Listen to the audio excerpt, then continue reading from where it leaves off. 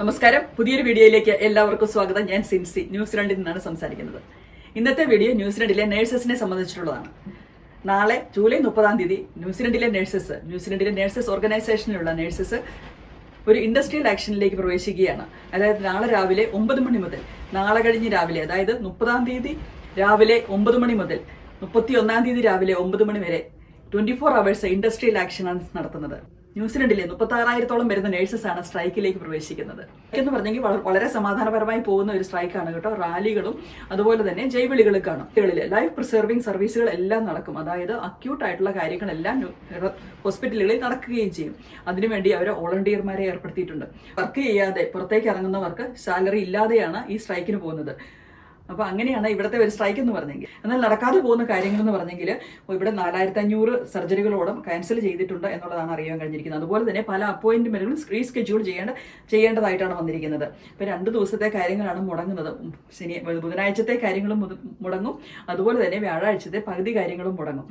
അതുകൊണ്ട് ഈ എലക്റ്റീവ് ആയിട്ടുള്ള കാര്യങ്ങൾക്ക് വേണ്ടി വെയിറ്റ് ചെയ്യുന്നത്, അതായത് എലക്റ്റീവ് സർജറികൾക്ക് വേണ്ടി വെയിറ്റ് ചെയ്യുന്നത് എല്ലാ പേഷ്യന്റിനെ നോട്ടിഫൈ ചെയ്തിട്ടുണ്ട്. എലക്റ്റീവ് സർജറികളെല്ലാം ക്യാൻസൽ ആയിരിക്കുകയാണ്. അപ്പം 2 ദിവസത്തെ എലക്റ്റീവ് സർജറികളെയാണ് ഇത് അഫക്റ്റ് ആയിരിക്കുന്നത്. ന്യൂസിലൻഡിലെ നഴ്സസ് എന്തിനാണ് സ്ട്രൈക്ക് ചെയ്യുന്നതെന്നുള്ളത് അപ്പൊ ഡിസ്കഷനിൽ വന്ന 2 കാര്യങ്ങൾ എന്ന് പറഞ്ഞെങ്കിൽ പേ ഇൻക്രിമെന്റും അതുപോലെ തന്നെ സ്റ്റാഫിംഗും ആയിരുന്നു. അപ്പൊ നെഗോഷിയേഷൻ ഉണ്ടായിരുന്ന 2 കാര്യങ്ങൾ എന്ന് പറഞ്ഞെങ്കിൽ ഒന്ന് പറഞ്ഞിരിക്കുന്നത് സ്റ്റാഫിങ്ങിനെ പറ്റിയുള്ളതാണ്. സേഫ് സ്റ്റാഫിംഗ് ആയിരിക്കണം. അതായത് അക്യൂട്ട് ഷോർട്ടേജ് ഉള്ള വാർഡുകളിൽ, പ്രത്യേകിച്ച് സർജിക്കൽ വാർഡുകളിലൊക്കെ നഴ്സസിന്റെ ഷോർട്ടേജ് കൊണ്ട് പേഷ്യന്റിന് അഫക്റ്റ് ആകുന്നു. അതുപോലെ തന്നെ സ്റ്റാഫിന്റെ ഷോർട്ടേജ് കൊണ്ട് സ്റ്റാഫും എക്സോസ്റ്റ് ആകുന്നു എന്നുള്ളതാണ് ഇപ്പോൾ ഉന്നയിച്ചിരിക്കുന്ന ഒരു കാര്യം.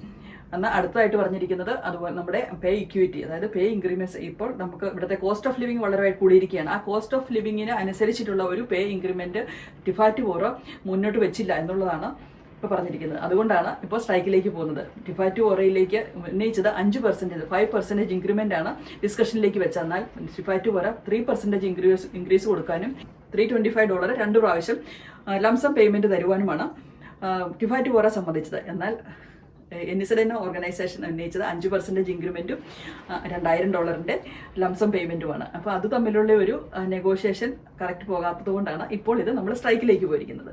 അപ്പോൾ നാളെ 24 hours സ്ട്രൈക്ക് കഴിയുമ്പോൾ നമുക്ക് എന്താണ് സംഭവിക്കുന്നതെന്ന് അറിയാം. അധികം കൂടുതൽ കിട്ടുമോ അങ്ങനെ സാലറി കൂടുതൽ കിട്ടുമോ എന്നുള്ള കാര്യമൊന്നും അറിയത്തില്ല. ഇപ്പൊ നമുക്കറിയാം ന്യൂസിലൻഡിൽ എല്ലാ രാജ്യത്തെ പോലെ തന്നെ ന്യൂസിലൻഡും ഒരു ഇൻഫ്ലേഷനിലൂടെ പോയി. അതുപോലെ തന്നെ എല്ലായിടത്തും കോസ്റ്റ് ഓഫ് ലിവിംഗ് കൂടിയിട്ടുണ്ട്. അതുപോലെ ഇവിടെ കോസ്റ്റ് ഓഫ് ലിവിംഗ് കൂടിയിട്ടുണ്ട്.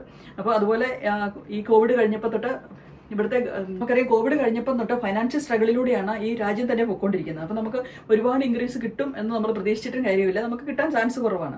എന്നാൽ നമുക്ക് അതുപോലെ തന്നെ നമ്മുടെ ജോലികളുടെ സാധ്യതകൾ കുറഞ്ഞിരിക്കുകയാണ്. നഴ്സസിനൊക്കെ ആണെങ്കിൽ ഇപ്പോൾ പുതിയതായിട്ട് ഇറങ്ങിയിരിക്കുന്ന ന്യൂ ഗ്രാജുവേറ്റ്സിന് ജോലികൾ കിട്ടിയിട്ടില്ല. ഒരു 55% ആളുകൾക്കും ജോലി കിട്ടിയിട്ടില്ല എന്നുള്ളതാണ് നമ്മൾ കണക്കുകൾ കാണിക്കുന്നത്. അതുപോലെ തന്നെ ധാരാളം ആളുകൾ ഓസ്ട്രേലിയയിലേക്ക് ഇപ്പോൾ പോയിരിക്കുന്നുണ്ട്.